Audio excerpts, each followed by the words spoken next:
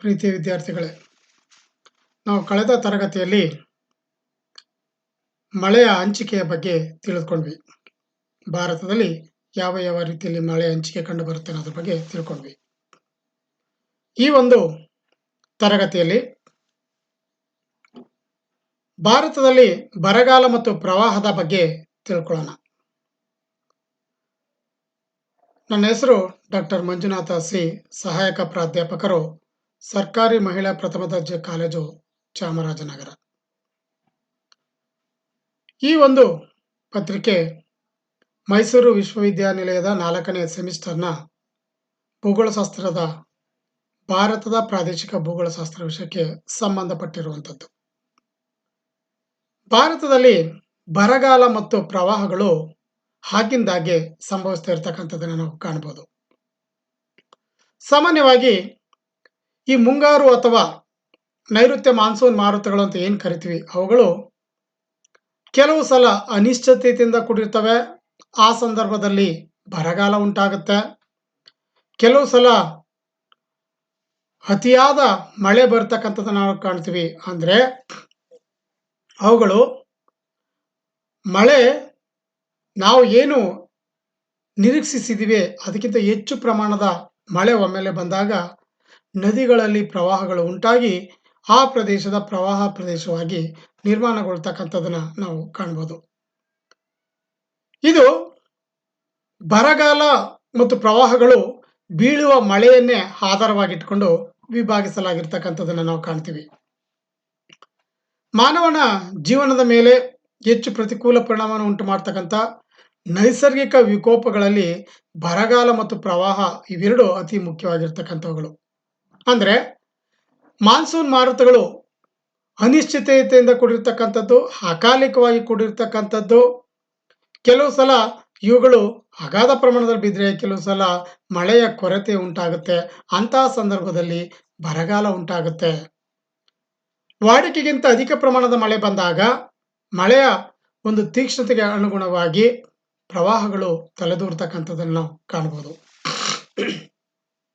ಭಾರತದಲ್ಲಿ ಈ ಪರಿಸ್ಥಿತಿಯನ್ನು ನಾವು ನೋಡೋದಾದ್ರೆ ಬರ ಅಂದ್ರೆ ಏನು ಅನ್ನೋದ್ರ ಬಗ್ಗೆ ನಾವು ಒಂದು ಪ್ರಮುಖವಾಗಿರ್ತಕ್ಕಂಥ ಡೆಫಿನೇಷನ್ ಅನ್ನು ನೋಡ್ತಾ ಹೋದ್ರೆ, ಮಳೆಯ ಪ್ರಮಾಣ ಸರಾಸರಿಗಿಂತ ಅತಿ ಕಡಿಮೆ ಮಳೆಯನ್ನ ಪಡೆದುಕೊಂಡ್ರೆ ಆ ಭಾಗದಲ್ಲಿ ಮಣ್ಣಿನ ಒಂದು ತೇವಾಂಶ ಸಸ್ಯಗಳ ಬೆಳವಣಿಗೆಗೆ ಸಾಕಾಗದೇ ಇರತಕ್ಕಂಥ ಸಂದರ್ಭ ಕಂಡು ಬಂದರೆ ಅದನ್ನು ನಾವು ಬರಗಾಲ ಅಥವಾ ಬರಗಾಲದ ಪರಿಸ್ಥಿತಿ ಅಂತ ಕರಿತೀವಿ. ಅಂದರೆ ಬೀಳುವ ಮಳೆಯ ಪ್ರಮಾಣ ಸರಾಸರಿಗಿಂತ ಅತಿ ಕಡಿಮೆ ಇದ್ದು ಆ ಪ್ರದೇಶದಲ್ಲಿ ಮಣ್ಣಿನಲ್ಲಿ ತೇವಾಂಶ ಸಾಕಾಗದೇನೆ ಸಸ್ಯಗಳ ಪೋಷಕಾಂಶ ಬೆಳೆದೇನೆ ಅದು ಕಂಡು ಬರ್ತಕ್ಕಂಥ ಸ್ಥಿತಿ ಏನಿದೆ, ಆ ನೈಸರ್ಗಿಕ ಸ್ಥಿತಿ, ಅದನ್ನ ನಾವು ಬರಗಾಲ ಅಂತೇಳಿ ಕರೆಯಲಾಗುತ್ತೆ. ಭಾರತದಲ್ಲಿ ಈ ರೀತಿ ಬರಗಾಲವನ್ನ ಸಾಮಾನ್ಯವಾಗಿ ಆಗಿಂದಾಗೆ ನಾವು ಎದುರುಗೊಳ್ತಾ ಇರ್ತೀವಿ. ಪ್ರಪಂಚದ ಪ್ರಮುಖವಾಗಿರ್ತಕ್ಕಂಥ ಬರಗಾಲ ಪೀಡಿತ ಪ್ರದೇಶಗಳಲ್ಲಿಯೂ ಸಹ ಭಾರತವು ಸಹ ಒಂದಾಗಿರ್ತಕ್ಕಂಥದ್ದನ್ನು ನಾವು ಗಮನಿಸಬಹುದು. ಇಲ್ಲಿ ಪ್ರಮುಖವಾಗಿ ಗಮನಿಸಬೇಕಾಗಿರ್ತಕ್ಕಂಥ ಅಂಶ ಏನಂತಂದ್ರೆ, ಭಾರತೀಯ ಹವಾಮಾನ ಇಲಾಖೆ ಈ ಒಂದು ಬರಗಾಲದ ಬಗ್ಗೆ ಹೇಳಿರ್ತಕ್ಕಂಥ ನೋಡಿದ್ರೆ ಸುಮಾರು ಮಳೆಯ ಪ್ರಮಾಣ, ಬೀಳುವಂತಹ ಮಳೆಯ ಪ್ರಮಾಣ ತುಂಬ ಕಡಿಮೆ ಇದ್ದು ಸುಮಾರು 20%ಗಿಂತ ಜಾಸ್ತಿ ಏರಿಯಾದಲ್ಲಿ ಮಳೆಯ ಅಭಾವ ಕಂಡು ಬಂದರೆ ಆ ಪರಿಸ್ಥಿತಿಯನ್ನ, ಆ ಪ್ರದೇಶವನ್ನ ಬರಗಾಲ ಪೀಡಿತ ಪ್ರದೇಶ ಅಂತೇಳಿ ನಮ್ಮ ಇಂಡಿಯನ್ ಮಿಟರಾಲಜಿಕಲ್ ಡಿಪಾರ್ಟ್ಮೆಂಟ್ ಅಥವಾ ಭಾರತದ ಹವಾಮಾನ ಇಲಾಖೆ ಪ್ರತ್ಯೇಕಿಸಿದೆ. 1974ರಲ್ಲೇ ಥಾರ್ನ್ವೈಟ್ ರವರು ಭಾರತದ ಒಂದು ಪರಿಸ್ಥಿತಿಯನ್ನು ಅವಲೋಕನ ಮಾಡಿ ಪ್ರಮುಖವಾಗಿ 3 ರೀತಿಯಲ್ಲಿ ನಾವು ಈ ಒಂದು ಬರಗಾಲದ ಒಂದು ಸನ್ನಿವೇಶವನ್ನು ವಿವರಿಸಬಹುದು ಅಂತೇಳಿ ಆತ ತಿಳಿಸ್ಕೊಡ್ತಾನೆ. ಅದೇ ರೀತಿ ಪಿ.ಕೆ. ದಾಸ್ ಅನ್ನುವಂಥವರು ಸಹ 3 ಪ್ರಮುಖವಾಗಿರ್ತಕ್ಕಂಥ ಒಂದು ಲಕ್ಷಣಗಳ ಆಧಾರದ ಮೇಲೆ ಭಾರತದಲ್ಲಿ ಈ ಒಂದು ಬರಗಾಲದ ಸ್ಥಿತಿಯನ್ನ ತಿಳಿಸ್ತಾರೆ. ಒಂದು ಹವಾಮಾನದ ವೈಪರೀತ್ಯದಿಂದ ಉಂಟಾಗ್ತಕ್ಕಂಥ ಬರಗಾಲ, ನೀರಿನ ಅಭಾವದಿಂದ ಉಂಟಾಗ್ತಕ್ಕಂಥ ಬರಗಾಲ ಮತ್ತು ವ್ಯವಸಾಯವನ್ನ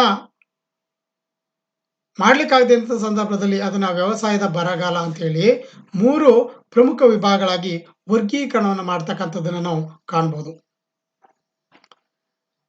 ಪ್ರಮುಖವಾಗಿ ಯಾಕೆ ಈ ಬರಗಾಲಗಳು ಸಂಭವಿಸುತ್ತೆ ಅಂದ್ರೆ, ನಮ್ಮ ಮೊದಲು ಹೇಳಿದ್ವಿ ಭಾರತದಲ್ಲಿ ಇರ್ತಕ್ಕಂಥ ಒಂದು ಬರಗಾಲದ ಪರಿಸ್ಥಿತಿಯನ್ನು ನಾವು ನೋಡೋದಾದ್ರೆ, ಭಾರತದ ವ್ಯವಸಾಯ ಮಾನ್ಸೂನ್ ಮಳೆಯೊಡನೆ ನಿಕಟವಾಗಿರ್ತಕ್ಕಂಥ ಸಂಬಂಧವನ್ನು ಹೊಂದಿದೆ. ಅಧಿಕ ಪ್ರಮಾಣದ ಮಳೆಯನ್ನ ಪಡ್ಕೊಳ್ತಕ್ಕಂಥ ಪ್ರದೇಶಗಳು ಉತ್ತಮವಾದಂತಹ ವ್ಯವಸಾಯದ ಪ್ರದೇಶಗಳಾಗಿ ನಿರ್ಮಾಣಗೊಳ್ತವೆ. ಕೆಲವು ಭಾಗದಲ್ಲಿ ಕಡಿಮೆ ಪ್ರಮಾಣದ ಮಳೆ ಬೀಳುತ್ತೆ, ಕೆಲವು ಭಾಗದಲ್ಲಿ ಅತಿ ಕಡಿಮೆ ಮಳೆ ಬೀಳ್ತಕ್ಕಂಥದ್ದನ್ನ ನಾವು ಕಾಣ್ತೀವಿ. ಇದು ಭಾರತದ ಈ ಒಂದು ವ್ಯವಸ್ಥೆಗೆ ಕಾರಣ ಮಾನ್ಸೂನ್ ಅನ್ನುವಂಥದ್ದು. ಇದು ಅಕಾಲಿಕ ಮತ್ತು ಅನಿಶ್ಚಿತೆ. ಅದಕ್ಕೋಸ್ಕರವಾಗಿ ಭಾರತದ ಒಂದು ವ್ಯವಸಾಯವನ್ನ ಮಾನ್ಸೂನ್ ಮಳೆಯೊಡನೆ ಆಗ್ತಕ್ಕಂಥ ಜೂಜಾಟ ಅಂತೇಳಿ ಕರೆಯಲಾಗುತ್ತೆ. Indian agriculture gambling with monsoon ಅಂತೇಳಿ ಡಿಫೈನ್ ಮಾಡ್ತಾ ಹೋಗ್ತಾರೆ. ಯಾಕೆಂದ್ರೆ ಇದು ಭಾರತದ ಒಂದು ಪರಿಸ್ಥಿತಿಗೆ ತನ್ನದೇ ಆದಂತಹ ಒಂದು ಪ್ರಭಾವನ ಬೀರ್ತಕ್ಕಂಥ ಅಂಶವಾಗಿ ಪರಿಗಣಿಸಲ್ಪಟ್ಟಿದೆ. ಈ ಮಾನ್ಸೂನ್ ಕೆಲವು ಸಲ ಕಡಿಮೆ ಪ್ರಮಾಣದಲ್ಲಿ ಬಿದ್ದು ಆ ಭಾಗ ಬರಗಾಲ ಪೀಡಿತವಾಗುತ್ತೆ. ಆ ಬರಗಾಲ ಪೀಡಿತ ಪ್ರದೇಶ ಮುಂದೆ ತುಂಬಾ ಅಂತರ್ಜಲದ ಮಟ್ಟ ಕಡಿಮೆ ಆಗ್ತಾ ನೀರಿನ ಮೂಲಗಳು ಎಲ್ಲ ಬತ್ತಿ ಹೋಗ್ತು, ಕೆರೆಕಟ್ಟೆಗಳೆಲ್ಲ ಬತ್ತಿ ಹೋಗಿ ನೀರು ದೊರೆದಂಥ ಸಂದರ್ಭದಲ್ಲಿ ಕ್ಷಾಮಗಳು ಉಂಟಾಗ್ತಕ್ಕಂಥದ್ದನ್ನ ನಾವು ನೋಡ್ತೀವಿ. ಈ ರೀತಿ ಈ ಮಾನ್ಸೂನ್ ಅತಿ ಪ್ರಭಾವವನ್ನು ಬೀರ್ತಕ್ಕಂಥದ್ದನ್ನು ನಾವು ಕಾಣಬಹುದು. ಭಾರತದ ಒಟ್ಟು ಭೌಗೋಳಿಕ ವಿಸ್ತೀರ್ಣದಲ್ಲಿ 1/6 ಕ್ಷೇತ್ರ ಅಂದರೆ 12% ಜನಸಂಖ್ಯೆ ವಾಸ ಮಾಡ್ತಕ್ಕಂಥ ಪ್ರದೇಶ ಬರಗಾಲ ಪೀಡಿತ ಪ್ರದೇಶವಾಗಿ ಇರ್ತಕ್ಕಂಥದ್ದನ್ನು ನಾವು ಕಾಣಬಹುದು. ಭಾರತದಲ್ಲಿ ಈ ಒಂದು ವ್ಯವಸ್ಥೆಯನ್ನು ನಾವು ಕಾಣಲಿಕ್ಕೆ ಸಾಧ್ಯ. ಈ ಬರಗಾಲ ಪೀಡಿತ ಪ್ರದೇಶವನ್ನ ಗುರುತು ಮಾಡಲಿಕ್ಕೋಸ್ಕರವಾಗಿ ಪ್ರಮುಖವಾಗಿ ನಾವು ನೋಡೋದಾದ್ರೆ ಅದನ್ನ ಬೇರೆ ಬೇರೆ ರೀತಿಯಲ್ಲಿ ವರ್ಗೀಕರಣವನ್ನು ಮಾಡ್ತೀವಿ. ಹವಾಮಾನದ ಬರಗಾಲ ಅಂತ ಹೇಳಿ ಕರಿತೀವಿ. ಇದು ಯಾವುದರ ಆಧಾರದ ಮೇಲೆ ಅಂದ್ರೆ, ಎಷ್ಟು ಸರಾಸರಿ ಅಥವಾ ಸಾಮಾನ್ಯ ಪರಿಸ್ಥಿತಿಗಿಂತ ಕಡಿಮೆ ಮಳೆಯನ್ನ ಪಡ್ಕೊಳ್ತಕ್ಕಂಥದ್ದು, ಮತ್ತೆ ಎಷ್ಟು ದಿನಗಳವರೆಗೆ ಎಷ್ಟು ಕಾಲದವರೆಗೆ ಈ ರೀತಿಯ ಪರಿಸ್ಥಿತಿ ಇದೆ, ಇದನ್ನ ಆಧಾರವಾಗಿ ಇಟ್ಕೊಂಡು ನಾವು ಈ ವಾಯುಗುಣದ ಆಧಾರದ ಮೇಲೆ ಹವಾಮಾನದ ಆಧಾರದ ಮೇಲೆ ಮಳೆ ಬೀಳುವಂಥದ್ದು ಎಷ್ಟು ಕಾಲ ಏನು ಅನ್ನೋದ್ರ ಬಗ್ಗೆ ತಿಳ್ಕೊಳ್ತಾ ಅದನ್ನ ಹವಾಮಾನದ ಮೂಲ ಘಟಕಗಳಲ್ಲಿ ನಾವು ನೋಡ್ತೀವಿ. ಹವಾಮಾನದ ಬರಗಾಲ ಅಂತೇಳಿ ವಿಭಾಗಿಸ್ತಾ ಹೋಗುತ್ತೆ. ಮತ್ತೊಂದು ವ್ಯವಸಾಯದ ಬರಗಾಲ ಅಂದ್ರೆ, ವ್ಯವಸಾಯವನ್ನ ಮಾಡಲಿಕ್ಕೆ ಸಾಕಷ್ಟು ಪ್ರಮಾಣದಲ್ಲಿ ಮಳೆ ಬೀಳದ ಇದ್ದಂತಹ ಸಂದರ್ಭದಲ್ಲಿ ಉಂಟಾಗುವ ಪರಿಸ್ಥಿತಿಯನ್ನ ವ್ಯವಸಾಯದ ಬರಗಾಲ ಅಂತ ಕರಿತೀವಿ. ಅದರ ಜೊತೆಗೆ ಮಣ್ಣಿನಲ್ಲಿ ತೇವಾಂಶ ಇಲ್ಲದೇನೆ ಅಂತರ್ಜಲದ ಮಟ್ಟ ಕಡಿಮೆ ಆಗ್ತಾ ನೀರಿನ ಪೂರೈಕೆ ಇಲ್ಲದೇನೆ ಆ ಭಾಗದಲ್ಲಿ ವ್ಯವಸಾಯದ ಪ್ರದೇಶಗಳು ಬರಡು ಪ್ರದೇಶಗಳಾಗಿ ಕಂಡು ಬರ್ತವೆ. ಅದನ್ನ ವ್ಯವಸಾಯದ ಬರಗಾಲ ಪ್ರದೇಶ ಅಂತ ಹೇಳಿ ಕರಿತೀವಿ. ಮತ್ತೊಂದು ನೀರಿನ ಬರಗಾಲ ಅಂತೇಳಿ ಹೇಳ್ತೀವಿ. ಇದು ಹವಾಮಾನದ ಬರಗಾಲದ ಮುಂದುವರೆದ ಭಾಗ ಅಂತೇಳಿ. ಅಂದ್ರೆ ಸರಿಯಾದ ಪ್ರಮಾಣದಲ್ಲಿ ನೀರು ಬೀಳದೇ ಇದ್ದಂಥ ಸಂದರ್ಭದಲ್ಲಿ ಹರಿಯುವ ನೀರು, ಜಲಾಶಯಗಳು, ಕೊಳ ಅಥವಾ ಸರೋವರಗಳು, ಅಂತರ್ಜಲ ಮುಂತಾದವುಗಳು ಬತ್ತಿ ಹೋದಂಥ ಸಂದರ್ಭದಲ್ಲಿ ಉಂಟಾಗ್ತಕ್ಕಂಥ ಬರಗಾಲವನ್ನ ನೀರಿನ ಬರಗಾಲ ಅಂತೇಳಿ ಕರೆಯಲಾಗುತ್ತೆ. ಈ ಬರಗಾಲ ಅನ್ನುವಂಥದ್ದು ಭಾರತದಲ್ಲಿ ಅತಿ ಪ್ರಮುಖವಾದಂತಹ ವಿಭಾಗ ಆಗಿದೆ. ಯಾಕಂದ್ರೆ ಬಹುಪಾಲು ಭಾರತದಲ್ಲಿ ಬರಗಾಲ ಪೀಡಿತ ಪ್ರದೇಶಗಳು ಕಂಡು ಬರ್ತವೆ. ಈ ಬರಗಾಲ ಪೀಡಿತ ಪ್ರದೇಶಗಳನ್ನ ಆಧಾರವಾಗಿಟ್ಕೊಂಡು ಪ್ರಮುಖವಾಗಿ ನಾವು ಗುರುತಿಸ್ತೀವಿ. ಅಂದರೆ ಇಲ್ಲಿ ಇರ್ತಕ್ಕಂಥ ಒಂದು ಪರಿಸ್ಥಿತಿ ಯಾವ ರೀತಿ ಇದೆ, ವಾಯುಗುಣದ ಲಕ್ಷಣ ಆಧಾರದ ಮೇಲೆ, ಮಣ್ಣಿನ ಪರಿಸ್ಥಿತಿಯ ಆಧಾರದ ಮೇಲೆ, ವ್ಯವಸಾಯ ಹಾಗೂ ಸಾಮಾಜಿಕ ಹಾಗೂ ಆರ್ಥಿಕ ಪರಿಸ್ಥಿತಿಗಳ ಆಧಾರದ ಮೇಲೆ ಭಾರತದಲ್ಲಿ ಕಂಡುಬರುವಂತಹ ವ್ಯವಸಾಯದ ಪ್ರದೇಶಗಳನ್ನು ಮತ್ತು ಅಲ್ಲಿ ದೊರೆಯುವಂತಹ ಭೂಪ್ರದೇಶದ ಒಂದು ಸ್ಥಿತಿಗತಿಗಳನ್ನು ಆಧಾರವಾಗಿಟ್ಕೊಂಡು ಬರಗಾಲ ಪೀಡಿತ ಪ್ರದೇಶಗಳನ್ನು ವಿಭಾಗಿಸ್ತೀವಿ. ಅದರಲ್ಲಿ ಪ್ರಮುಖವಾಗಿ ಬರ್ತಕ್ಕಂಥದ್ದು ತೀವ್ರ ಬರಗಾಲ ಪೀಡಿತ ಪ್ರದೇಶ ಅನ್ನುವಂಥದ್ದು ಒಂದು ಪ್ರಮುಖವಾದಂತಹ ಅಂಶ, ಒಂದು ವಿಭಾಗ ಅಂತ ಕರಿತೀವಿ. ಎಕ್ಸ್ಟ್ರೀಮ್ ಡ್ರಾಟ್ ಪ್ರೋನ್ ಏರಿಯಾಸ್ ಅಂತೇಳಿ. ಅಂದರೆ ಭಾರತದ ವಾಯುವ್ಯ ಭಾಗದಲ್ಲಿರ್ತಕ್ಕಂಥ ಥಾರ್ ಮರುಭೂಮಿ, ಅರೆಶುಷ್ಕ ಪ್ರದೇಶಗಳು, ಇವುಗಳು ಸುಮಾರು 6 ಲಕ್ಷ ಚದುರ ಕಿಲೋಮೀಟರ್ಗಳಷ್ಟು ಪ್ರದೇಶ ಅಂತೇಳಿ ಕರಿತೀವಿ. ಇವುಗಳ ಜೊತೆಗೆ 1,79,000 ಚದುರ ಕಿಲೋಮೀಟರ್ ವಿಸ್ತೀರ್ಣ ಇತರ ಭಾಗಗಳಲ್ಲಿ ಮಳೆಯ ಪ್ರಮಾಣ ಶೇಕಡ ವಾರ್ಷಿಕ ಆನ್ಯುವಲ್ ರೈನ್ಫಾಲ್ ಏನಿದೆ ಅದು 75%ಗಿಂತ ಕಡಿಮೆ ಮಳೆಯನ್ನು ಪಡ್ಕೊಳ್ತಕ್ಕಂಥ ಪ್ರದೇಶಗಳಲ್ಲಿ, ಅಂದರೆ ವಾರ್ಷಿಕ ಸರಾಸರಿಯ ಮಳೆಯ ಪ್ರಮಾಣ ಕಡಿಮೆ ಇದ್ದಂಥ ಸಂದರ್ಭದಲ್ಲಿ ಈ ಪ್ರದೇಶಗಳು ತೀವ್ರ ಬರಗಾಲ ಪೀಡಿತ ಪ್ರದೇಶಗಳಾಗಿ ರೂಪುಗೊಳ್ತವೆ. ಈ ಒಂದು ಬರಗಾಲ ಪೀಡಿತ ಪ್ರದೇಶಗಳನ್ನು ಗುರುತು ಮಾಡಲಿಕ್ಕೆ ಗುಜರಾತಿನ ಈ ಅಹಮದಾಬಾದಿಂದ ಕಾನ್ಪುರದವರೆಗೆ ಒಂದು ವಿಭಾಗ ಮತ್ತು ಕಾನ್ಪುರದಿಂದ ಜಾಲಂಧರ್ವರೆಗೆ ಅನ್ನೋದು ವಿಭಾಗ ನಾವು ಸಾಮಾನ್ಯವಾಗಿ ಕಾಣ್ತೀವಿ. ಇಲ್ಲಿ ಸಾಮಾನ್ಯವಾಗಿ ಯಾವುದೇ ನೀರಾವರಿ ಅಭಿವೃದ್ಧಿ ಆಗೋದಿಲ್ಲ. ಮತ್ತೆ ಈ ಪ್ರದೇಶ ಭಾರತದ ಅತಿ ತೀಕ್ಷ್ಣವಾಗಿರ್ತಕ್ಕಂಥ ಒಂದು ಕ್ಷಾಮವನ್ನು ಏರ್ತಕ್ಕಂಥ ಪ್ರದೇಶಗಳಾಗಿ ಗುರುತು ಮಾಡಿಕೊಂಡಿರ್ತಕ್ಕಂಥದ್ದನ್ನು ನಾವು ಕಾಣಬಹುದು. ಬರಗಾಲ ಪೀಡಿತ ಪ್ರದೇಶಗಳನ್ನು ನಾವು ಗಮನಿಸ್ತಾ ಹೋದ್ರೆ ವಿದ್ಯಾರ್ಥಿಗಳೇ, ಇಲ್ಲಿ ನಾವು ಗಮನಿಸ್ತಕ್ಕಂಥ ಒಂದು ಲಕ್ಷಣವನ್ನು ನೋಡಿ, ಭಾರತದಲ್ಲಿ ಯಾವ ಯಾವ ಭಾಗದಲ್ಲಿ ಯಾವ ಯಾವ ರೀತಿಯ ಲಕ್ಷಣಗಳು ಕಂಡು ಬರ್ತಾ ಇದ್ದಾವೆ ಅನ್ನೋದನ್ನ ನಾವು ಈ ನಕ್ಷೆಯ ಮೂಲಕ ತಿಳ್ಕೊಳ್ಬಹುದು. ಇವುಗಳು ಬರಗಾಲ ಪೀಡಿತ ಪ್ರದೇಶಗಳು ಭಾರತದಲ್ಲಿ ಕಂಡು ಬರ್ತಕ್ಕಂಥದ್ದು. ನೋಡಿ, ಈ ಒಂದು ಮಳೆ ನೆರಳಿನ ಪ್ರದೇಶವಾಗಿರ್ತಕ್ಕಂಥ ಪಶ್ಚಿಮ ಘಟ್ಟಗಳ ಪೂರ್ವದ ಇಳಿಜಾರಿನ ಬಯಲು ಭಾಗ, ವಾಯುವ್ಯದ ಈ ಒಂದು ಭಾಗದಲ್ಲಿರ್ತಕ್ಕಂಥ ರಾಜಸ್ಥಾನ ಅಂದ್ರೆ ಪಶ್ಚಿಮ ಭಾಗಕ್ಕೆ ಸೇರ್ಕೊಂಡಿರ್ತಕ್ಕಂಥ ಈ ಒಂದು ಥಾರ್ ಮರುಭೂಮಿಯ ಭಾಗ, ಅದೇ ರೀತಿ ಗುಜರಾತಿನ ಕಚ್ ಪ್ರದೇಶ, ಸೊ ಇವುಗಳು ಮಧ್ಯಪ್ರದೇಶದ ಪಶ್ಚಿಮ ಭಾಗ, ಇವುಗಳೆಲ್ಲವೂ ಸಹ ಪ್ರಮುಖವಾದಂತಹ ಬರಗಾಲ ಪೀಡಿತ ಪ್ರದೇಶಗಳಾಗಿರ್ತಕ್ಕಂಥದ್ದನ್ನು ನಾವು ಗಮನಿಸಬಹುದು. ಎರಡನೇದಾಗಿ ವಿಭಾಗವನ್ನು ಮಾಡ್ತಾ ಹೋದ್ರೆ ಹೆಚ್ಚು ಬರಗಾಲ ಪೀಡಿತ ಪ್ರದೇಶ, ಸಿವಿಯರ್ ಡ್ರಾಟ್ ಪ್ರೋನ್ ಏರಿಯಾಸ್ ಅಂತ ಕರಿತೀವಿ. ಮೊದಲನೇದು ಎಕ್ಸ್ಟ್ರೀಮು, ಇದು ಸಿವಿಯರು. ಇದು ಎಲ್ಲೆಲ್ಲಿ ಕಂಡು ಬರುತ್ತೆ ಅಂದ್ರೆ ಪಶ್ಚಿಮ ಘಟ್ಟಗಳ ಪೂರ್ವದ ಇಳಿಜಾರಿನ ಭಾಗಗಳು, ಅಂದ್ರೆ ಮಳೆ ನೆರಳಿನ ಪ್ರದೇಶ. ಇಲ್ಲಿ ಸುಮಾರು 300 ಕಿಲೋಮೀಟರ್ಗಳಷ್ಟು ಅಗಲವಾಗಿ ಹಾಗೂ ಪೂರ್ವ ಪಶ್ಚಿಮವಾಗಿ 100 ಕಿಲೋಮೀಟರ್ಗಳಷ್ಟು ಅಗಲವಾದಂತಹ ಭಾಗ ಈ ಒಂದು ಪರ್ಯಾಯ ಪ್ರಸ್ಥಭೂಮಿಯಲ್ಲಿ ಕಂಡು ಬರುತ್ತೆ. ಇದು ಸುಮಾರು 3.7 ಲಕ್ಷ ಚದುರ ಕಿಲೋಮೀಟರ್ಗಳಷ್ಟು ವಿಸ್ತೀರ್ಣವಾದ ಭಾಗ ಹೆಚ್ಚು ಬರಗಾಲ ಪೀಡಿತ ಪ್ರದೇಶವಾಗಿ ಕಂಡು ಬರುತ್ತೆ. ಇಲ್ಲಿ ಮಳೆಯ ಪ್ರಮಾಣ ವಾರ್ಷಿಕವಾಗಿ ಏನಿದೆ ಸರಾಸರಿ ಅದಕ್ಕಿಂತ 50%ಗಳಿಗಿಂತ ಕಡಿಮೆ ಮಳೆಯನ್ನು ಪಡ್ಕೊಳ್ತಕ್ಕಂಥದ್ದಾಗಿದೆ. ಇದು ಪರ್ಯಾಯ ಪ್ರಸ್ಥಭೂಮಿಯ 2 ಭಾಗಗಳನ್ನು ಒಳಗೊಂಡಿದೆ. 75 ಸೆಂಟಿಮೀಟರ್ಗಿಂತ ಕಡಿಮೆ ಮಳೆ ವಾರ್ಷಿಕ ಮಳೆ ಪಡೆತಕ್ಕಂಥ ಆಂಧ್ರ ಪ್ರದೇಶದ ರಾಯಲಸೀಮೆ ಜಿಲ್ಲೆಗಳು, ತೆಲಂಗಾಣ ಜಿಲ್ಲೆಗಳು, ಈಶಾನ್ಯ ಕರ್ನಾಟಕದ ಜಿಲ್ಲೆಗಳನ್ನ ಇದು ಒಳಗೊಂಡಿದೆ. ಅದೇ ರೀತಿ ಇದರ ಜೊತೆಗೆ ಸಮೀಪದಲ್ಲೇ ಕಂಡು ಬರ್ತಕ್ಕಂಥ ಇತರ ಬರಪೀಡಿತ ಪ್ರದೇಶಗಳನ್ನು ನಾವು ಭಾರತದಲ್ಲಿ ಕಾಣಬಹುದು. ಅದರಲ್ಲೂ ಮುಖ್ಯವಾಗಿ ತಮಿಳುನಾಡಿನ ಕೊಯಮತ್ತೂರು, ನೆಲ್ಲೈ, ಕೊಟ್ಟಂಬಾಸಂ ಜಿಲ್ಲೆಗಳು ಇತರ ಬರಪೀಡಿತ ಪ್ರದೇಶಗಳಾಗಿ ಕಂಡು ಬರ್ತವೆ.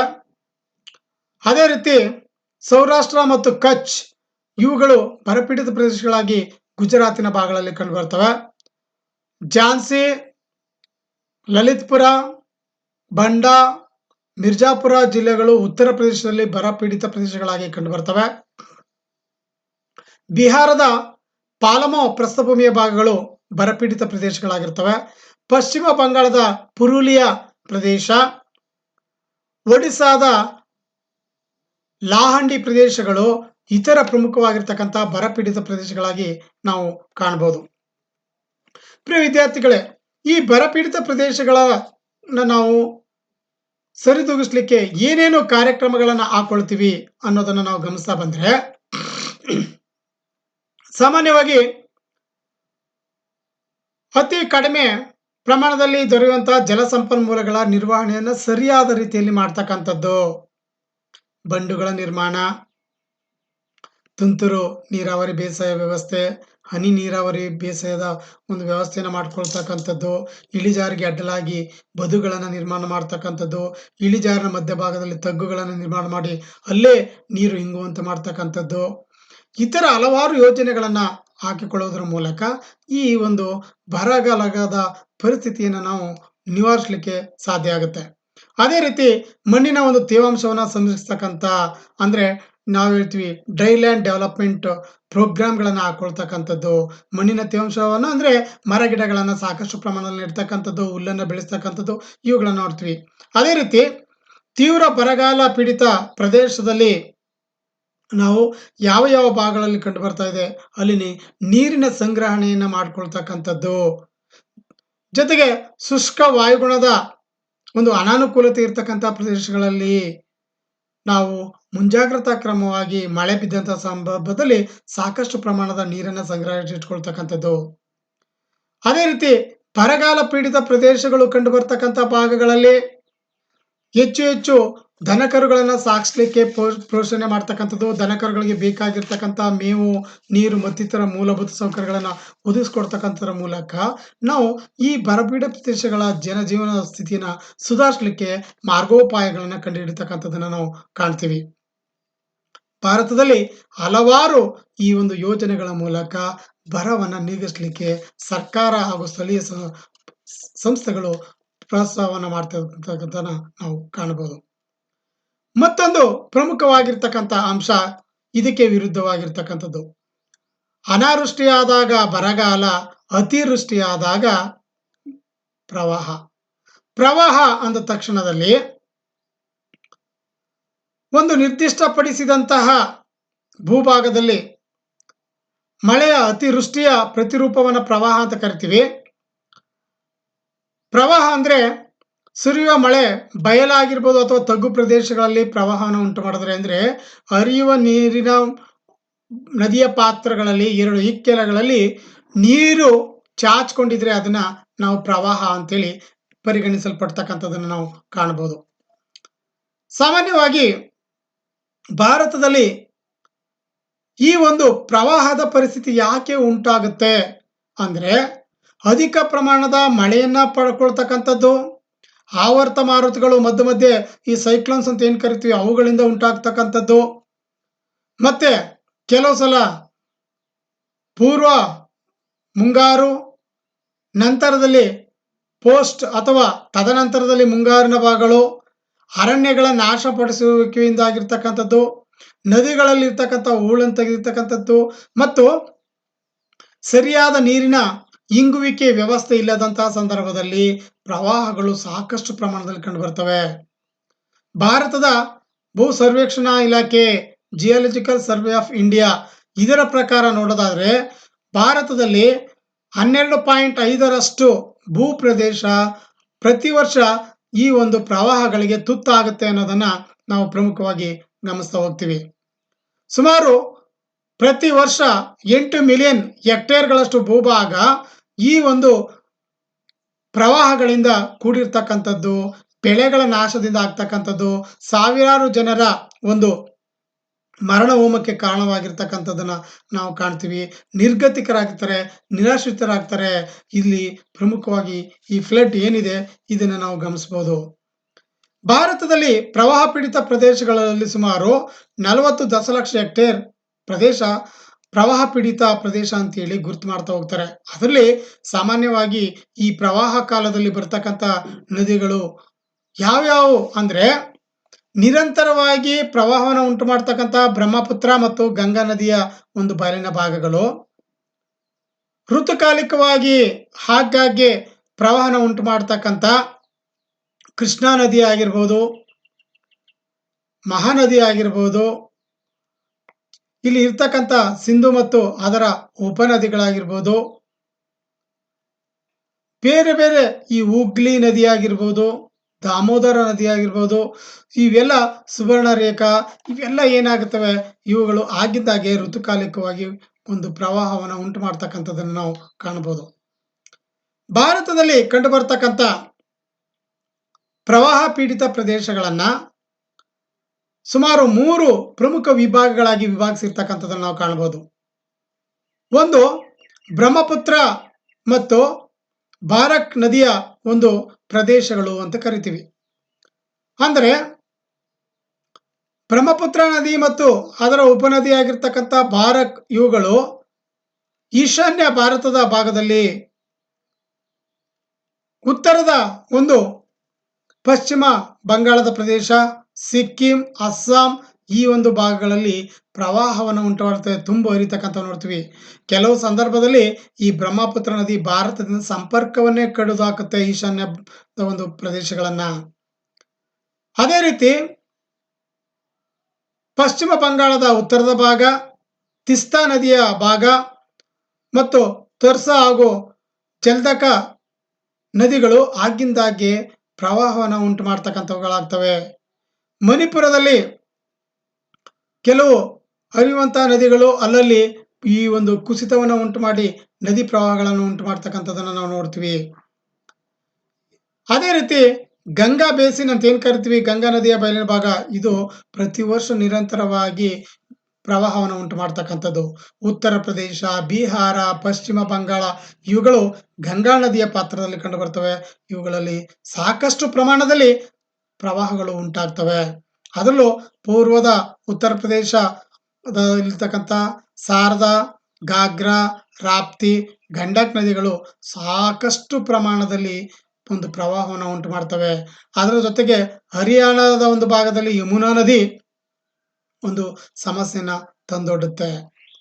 ಅದೇ ರೀತಿ ಮಧ್ಯ ಭಾರತ ಮತ್ತು ದಖನ್ ಪ್ರಸ್ಥಭೂಮಿಯ ಭಾಗಗಳನ್ನು ನೋಡಿದ್ರೆ, ಒಡಿಸ್ಸಾದಲ್ಲಿ ಮಹಾನದಿ, ಬ್ರಾಹ್ಮಿಣಿ ಮತ್ತು ಬೈತರಣಿ ನದಿಗಳು ಸಾಕಷ್ಟು ಪ್ರಮಾಣದ ಈ ಒಂದು ಪ್ರವಾಹವನ್ನು ಉಂಟು ಮಾಡಿ ಆ ಭಾಗದಲ್ಲಿ ಜನಜೀವನಕ್ಕೆ ಅಸ್ತವ್ಯಸ್ತ ಮಾಡ್ತಕ್ಕಂಥದ್ದನ್ನು ನೋಡ್ತೀವಿ. ಅದೇ ರೀತಿ ದಕ್ಷಿಣ ಭಾರತಕ್ಕೆ ಬಂದಂಥ ಸಂದರ್ಭದಲ್ಲಿ ಕೇರಳದ ಭಾಗಗಳಲ್ಲಿ ಮಳೆಯ ಪ್ರಮಾಣ ಸಾಕಷ್ಟು ಪ್ರಮಾಣದ ಜಾಸ್ತಿ ಇರುತ್ತೆ. ಮುಂಗಾರು ಪ್ರಾರಂಭವಾಗದೆ ಎಂಟರ್ ಆಗ್ತಕ್ಕಂಥದ್ದು ಕೇರಳದ ಭಾಗದಿಂದ ಅಲ್ಲಿ ಯಾವಾಗಲೂ ಪ್ರವಾಹಗಳು ಉಂಟಾಗುತ್ತೆ ಮಳೆಗಾಲದಲ್ಲಿ. ಜೊತೆಗೆ ಬೆಟ್ಟಗುಡ್ಡ ಪ್ರದೇಶಗಳಲ್ಲಿ ಜಿರುಗ್ತಕ್ಕಂಥದ್ದು, ಅವುಗಳಿಂದ ಸಾಕಷ್ಟು ಹಾನಿಯನ್ನು ನಾವು ಕಾಣಬಹುದು. ಅದೇ ರೀತಿ ಮಧ್ಯ ಭಾರತ ಮತ್ತು ದಖನ್ ಪ್ರಸ್ಥಭೂಮಿಯ ಈ ಒಂದು ಪ್ರದೇಶವನ್ನು ನೋಡೋದಾದ್ರೆ, ನರ್ಮದಾ ನದಿ, ತಪತಿ ನದಿ, ಗೋದಾವರಿ, ಮಹಾನದಿ, ಕೃಷ್ಣಾ ನದಿಗಳು ಸಾಕಷ್ಟು ಮಳೆಯನ್ನು ಉಂಟು ಮಾಡ್ತಕ್ಕಂಥ ನೋಡ್ತೀವಿ. ಅದರಲ್ಲೂ 1999ರಲ್ಲಿ ಈ ನರ್ಮದಾ ನದಿಯಿಂದ ಆದಂತಹ ಒಂದು ಪ್ರವಾಹದಿಂದಾಗಿ ಉಸ್ಮಾನಾಬಾದ್ ಇರ್ತಕ್ಕಂಥ ಈ ಪ್ರದೇಶ ತುಂಬಾ ಪ್ರವಾಹ ಪೀಡಿತ ಪ್ರದೇಶವಾಗಿತ್ತು. ತಪತಿ ಮತ್ತು ನರ್ಮದಾ ನದಿಗಳು ಆಗಿಂದಾಗೆ ಈ ಒಂದು ಗುಜರಾತಿನ ಭಾಗಗಳಲ್ಲಿ ಪ್ರವಾಹವನ್ನ ಉಂಟು ಮಾಡ್ತಕ್ಕಂಥದ್ದನ್ನು ನಾವು ಕಾಣ್ತೀವಿ. ಅದೇ ರೀತಿ ಮಹಾನದಿ, ಗೋದಾವರಿ, ಕೃಷ್ಣ ಇವುಗಳು ಆಂಧ್ರ ಪ್ರದೇಶ, ತಮಿಳುನಾಡು, ಕರ್ನಾಟಕದ ಭಾಗಗಳಲ್ಲಿ ಸಾಕಷ್ಟು ಒಂದು ಪ್ರವಾಹ ಪೀಡಿತ ಪ್ರದೇಶಗಳಾಗಿ ನಾವು ಕಾಣ್ತೀವಿ. ಈ ಪ್ರವಾಹ ಪೀಡಿತ ಪ್ರದೇಶಗಳಿಗೆ ಇತ್ತೀಚಿನ ವರ್ಷಗಳಲ್ಲಿ ಕೃಷ್ಣಾ ನದಿ ಉಪನದಿಯಾಗಿರ್ತಕ್ಕಂಥ ಘಟಪ್ರಭಾ, ಮಲಪ್ರಭಾ, ಧೋನಿ ನದಿಗಳು, ಭೀಮಾ ನದಿಗಳು, ಮಹಾರಾಷ್ಟ್ರದಲ್ಲಿ ಕೊಯ್ನಾ ನದಿಗಳು ಸಾಕಷ್ಟು ಪ್ರಮಾಣದಲ್ಲಿ ಇಲ್ಲಿ ಮಳೆಯಿಂದ ಕೂಡಿದು ಪ್ರವಾಹವನ್ನು ಉಂಟು ಮಾಡ್ತಕ್ಕಂಥವುಗಳಾಗ್ತವೆ. ಇವುಗಳ ಜೊತೆಗೆ ಆಗಿಂದಾಗ್ಗೆ ಸಂಭವಿಸ್ತಕ್ಕಂಥ ಸೈಕ್ಲೋನ್ಸ್ ಅಥವಾ ಚಂಡಮಾರುತಗಳಿಂದ ನಾವು ಕಾಣ್ತೀವಿ. ಈ ಒಂದು ಬರಗಾಲವನ್ನ ಹಾಗೂ ಪ್ರವಾಹವನ್ನ ನಾವು ಪ್ರಮುಖವಾಗಿರ್ತಕ್ಕಂಥ ಪ್ರಾಕೃತಿಕ ವಿಕೋಪಗಳು ಅಂತ ಏನು ಕರಿತೀವಿ, ಇವು ಅತಿ ಮಹತ್ವದಾದಂಥವು.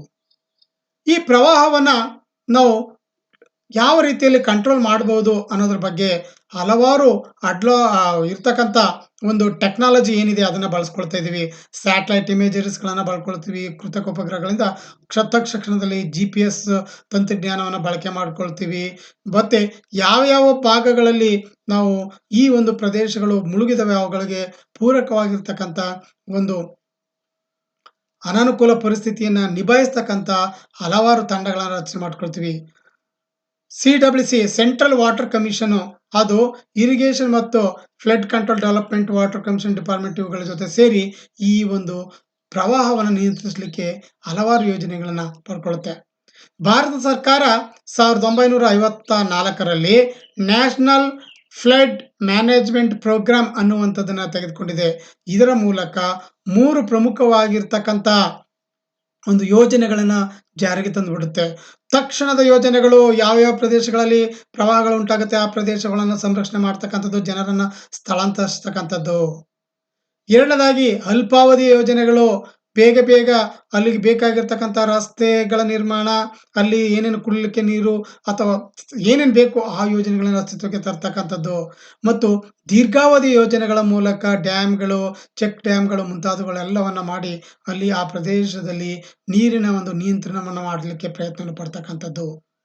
ಭಾರತದಲ್ಲಿ ಸುಮಾರು 13.64 ದಶಲಕ್ಷ ಹೆಕ್ಟೇರ್ ಭೂಭಾಗದಷ್ಟು ಪ್ರವಾಹ ಪೀಡಿತ ಪ್ರದೇಶಗಳನ್ನ ಇಲ್ಲಿಯವರೆಗೆ ಸಂರಕ್ಷಿಸಿರ್ತಕ್ಕಂಥದ್ದನ್ನ ನಾವು ಕಾಣಬಹುದು.